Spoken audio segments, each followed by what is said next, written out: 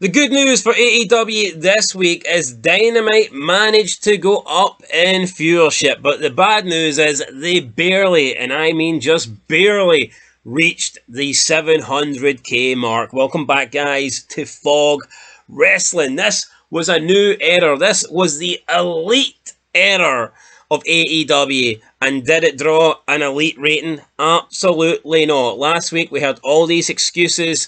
Dynamite did 683,000. It dropped under 700k. It was an abysmal rating, but we heard about how the time zone had changed and people weren't home from work and this and that. There were so many excuses, so many reasons as to why there was a low number. Well, this week's Dynamite might be higher than last week's, but it's still the second lowest number we have seen in years if you don't count the night they moved to Tuesday. So if we're talking Wednesday night Dynamites, this is the worst rating that I think we've seen, the second worst rating ever, outside of like one show that happened about 3 years ago, and I can't remember why that rating was low, but you know, this is desperate times. This is desperate times for AEW.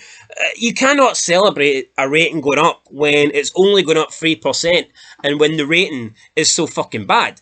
If you get one viewer, are you going to celebrate the next week if you get two? No, because one view is abysmal. Just because two is higher than one doesn't mean two is good, and that's exactly what this rating is all about. So this week, AEW Dynamite drew 703,000 viewers, and it did in the 18 to 49 demographic a 0.24. Now, I watched Dynamite, and I thought it was decent. I said it was the best Dynamite I've seen in a long time. I gave it a 4 out of 10 because I appreciate what they tried to do at the start of the show. They had Tony Khan trying to run AEW from his home, and then the Bucks and the production truck took over. I thought it was some of the smartest shit I've seen in AEW in terms of booking for a while. We started with a good TNT match with Adam Copeland. Then we got Christian and Swerve Strickland for the title. We got the promo to set that up, even though Christian doesn't deserve it and he's not the number one ranked contender. I mean, it was still decent. So I thought Dynamite started well. But yeah, it quickly started going into a bunch of matches that nobody cares about. We had Samoa Joe squashing Isa Cassidy, some other one got Claudio beat Brian Cage, and then Serena Deeb beat Maria May. Just a couple of boring matches, and then we end it with Kenny Omega returning. But yeah, the whole ending, I think Kenny Omega not supposed to be wrestling, yet he's doing wrestling moves in the ring. Then he tries to sell getting pushed off the stretchers. Like, how can you sell that when you've just been throwing German suplexes? But regardless, I guess we'll see when the quarter-by-quarter hours come out, who did what, who did well, who performed, and who flopped. But if we look at the rating for the overall show, it is up 3% from last week's, but over the past 4 weeks, it's still trailing by 7%. So the average Dynamite over the last 4 weeks is 754,000. So this show is 7% down on that. And yeah, it was so close to being 2 shows in a row where Dynamite didn't reach 700k, which would have been very embarrassing, I believe, for the company. Don't get me wrong, 703 is still shit, and nobody will be happy about this. Tony Khan will not be tweeting about how they did better than last week. At least I can't imagine he will, because this is a very, very poor rating. But if we look at the numbers for the most viewed YouTube clips, then we can kind of get an idea of what was the most interesting thing on the show and what had the eye of the viewers. So, as of from about 20 hours since these clips were uploaded, Kenny Omega returning is the number one clip with 509,000 views. I'm not surprised. It's a return. We haven't seen Kenny Omega in a while. This was always going to be the highest viewed clip. So just over 500,000, fair enough. But the drop-off between that and the next clip, number 2. Who will face AEW World Champion Swerve Strickland at Double or Nothing? This has got 152,000 viewers. So, you know, that's a massive drop. We're talking more than 350,000 off of the number 1 clip. Then in third place, we have the TNT champion Adam Copeland facing House of Black Buddy Matthews. In fourth place, we have the Learning Tree versus... It just says Learning Tree versus Wrestler. We don't even get the guy's name. The actual clip says Learning Tree versus fucking Wrestler. That makes the guy sound like a job guy, honestly.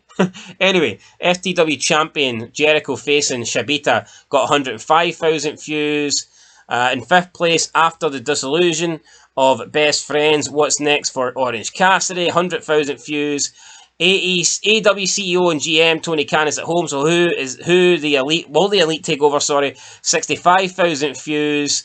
The King of Television returns. Samoa Joe taking on Isa Cassidy got 64,000 views. And in last place, we got the Professor Serena Deeb taking on Mariah May, 59,000 views. And you know what?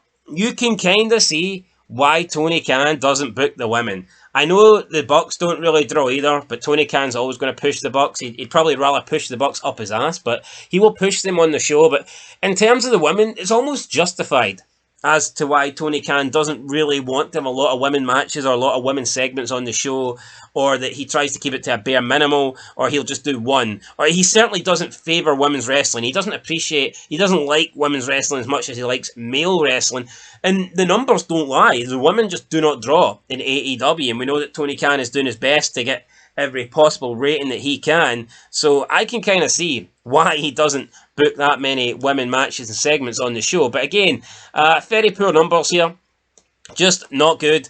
And I think the quarter-by-quarter hours will be interesting.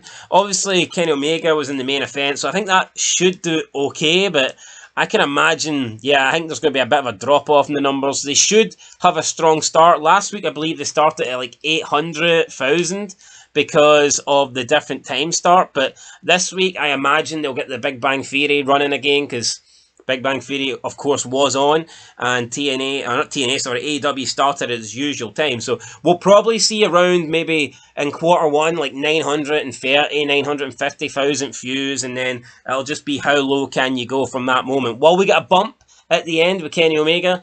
We have to wait and see. But there you go, guys. That is your AEW Dynamite rating, 703,000. Not a good number, and I wouldn't be surprised if they drop under 700k next week. Because this show, this was a pretty loaded show. You had Kenny Omega returning, you had 2 titles on the line, you had the former champion Samoa Joe wrestling, you had Swerve Strickland finding out his opponent for Double or Nothing. This was a pretty packed out AEW show, and it was a low rating. So next week, if they take their foot off the gas a little bit, I wouldn't be surprised to see them once again drop under 700k. Anyway, that's it, guys, for Fog Wrestling. I will catch you in the next one. Let me know your thoughts down below.